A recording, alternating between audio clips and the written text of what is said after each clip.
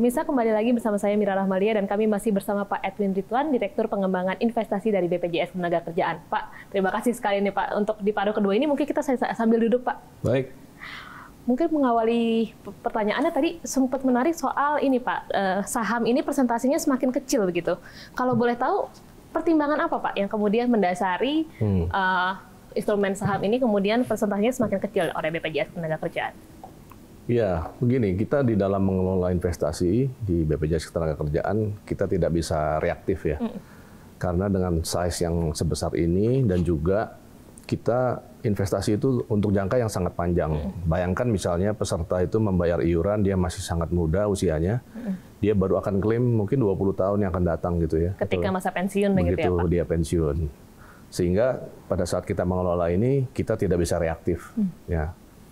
Nah, pada saat kami kebetulan bergabung 2021 ya, direksi baru, kita melihat bahwa 3 tahun atau 5 tahun ke depan, pada saat itu 2021, kita tidak melihat saham ini akan memberikan return yang baik, ya, sehingga kita secara sadar berusaha mengurangi alokasi kita di saham. Sebagai informasi, kalau kita lihat misalnya LQ45 ya, ini saham 45 saham yang paling liquid yang ada di pasar Indonesia. 10 tahun terakhir returnnya itu hanya 6%, ya, sekitar 6%. Kalau kita lihat 5 tahun terakhir, itu return saham LQ45 justru minus 7, sekian persen. Ya, artinya kalau misalnya kita melakukan penempatan di saham dalam 5 tahun terakhir ini justru tidak memberikan return tapi mengalami kerugian sekitar 7% tadi. Nah, di 2021 kita melihat saham masih belum akan memberikan return yang baik sehingga kita secara sadar mengurangi alokasi di saham. Tidak dengan menjual, tapi kita tidak menambah porsi di saham. Nah, karena kita tumbuh sekitar 13-14% setiap tahun, ya, jadi 100 triliun ya angkanya kira-kira setiap tahun kita ya, penambahannya. Sehingga secara persentase tentunya secara alamiah dia akan turun.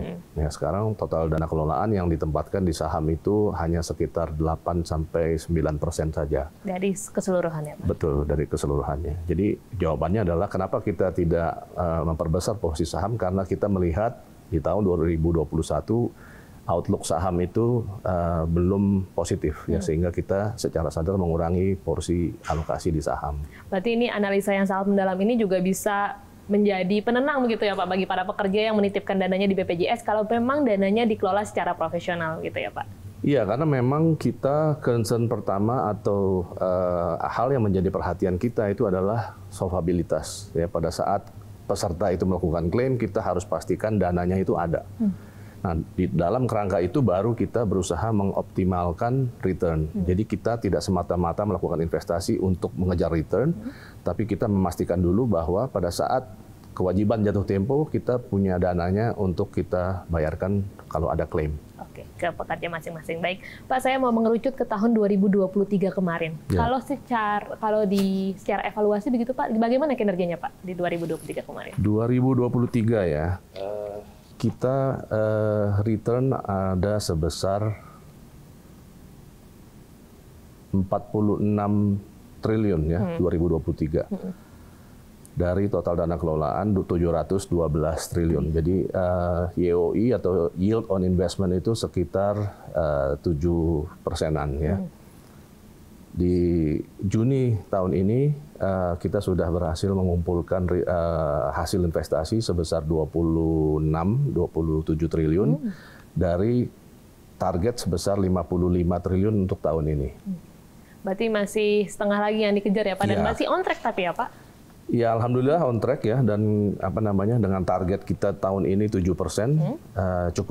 cukup challenging kalau 7% sebenarnya, tapi kita running rate di 7,15% sejauh ini, dan kita cukup optimis bahwa kita bisa mencapai target yield, hasil investasi maupun total dana kelolaan yang ditargetkan. Oke, melihat kondisi terkini begitu Pak, kita melihat sekali banyak volatilitas pasar, lalu juga banyak faktor eksternal. Apa strategi menghadapi tahun 2024, terutama di semester kedua ini?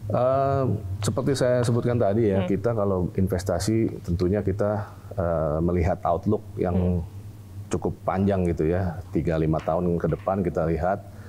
Dan terus terang di tahun lalu kita melihat bahwa the Fed ini akan stay high for longer. Higher for longer. Ya, jadi kita menganut paham high for longer nih tahun lalu. Ya alhamdulillah terbukti bahwa sampai hari ini Fed belum memutuskan untuk memotong suku bunga.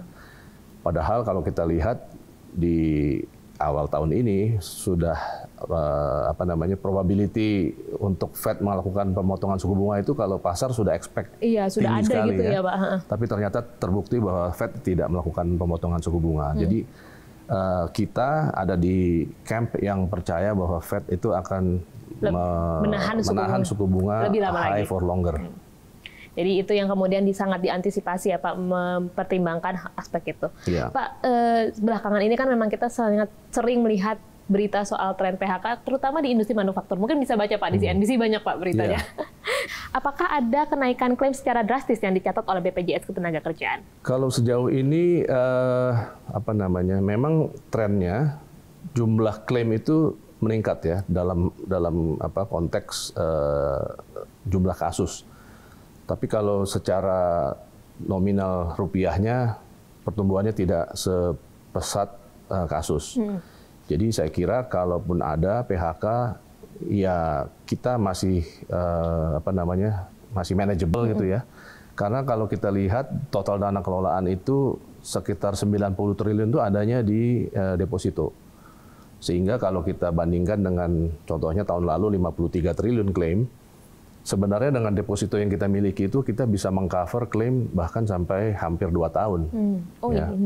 Jadi saya kira pekerja, masyarakat tidak perlu khawatir ya bahwa kita tidak akan membayarkan klaimnya, karena terus terang dana yang tersedia itu jauh lebih daripada cukup ya untuk membayarkan klaim bahkan sampai hampir 2 tahun ke depan gitu. Jadi pekerja tidak usah khawatir karena BPJS Ketenagakerjaan pasti masih punya dana segar jika misalnya memang ada klaim-klaim pasti langsung dibayarkan saat itu juga ya Pak. Dengan proses yang menurut saya sekarang prosesnya udah lebih baik nih Pak. Alhamdulillah. Dan sudah terbukti Pak, banyak testimoni yang mengatakan serupa tidak Pak? Ya alhamdulillah, ya walaupun masih banyak hal yang harus kita perbaiki ya, tapi secara umum memang terjadi peningkatan kualitas daripada pelayanan saya kira. Oke baik, Pak. Tren sekarang kan investasi banyak berbasis ESG begitu Pak. Iya. Kalau BPJS Ketenagakerjaan melihatnya seperti apa dan kemudian peluang yang ditangkap apa Pak dengan tren ini? Iya, kita tidak sekedar mencari untung ya kalau sebagai investor, apalagi dengan size sebesar kita. Tentunya kita harus concern juga dengan ESG.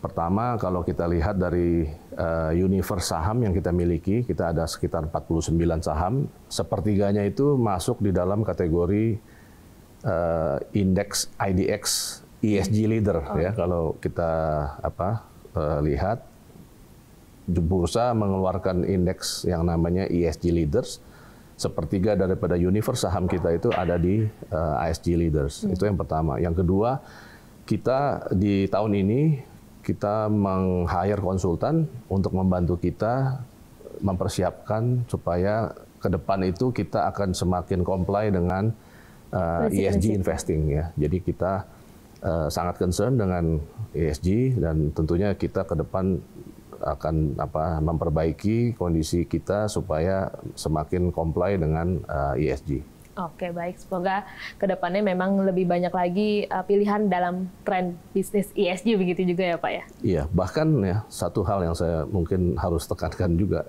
kita dapat award loh dari CNBC tahun 2021 untuk ESG investing. Itu harapan kita bersama, semoga semakin ESG Pak di tahun-tahun sesuai dengan tren ke dunia. Baik, terima kasih banyak Pak Edwin Ridwan, sehat dan sukses selalu pastinya untuk Anda Pak.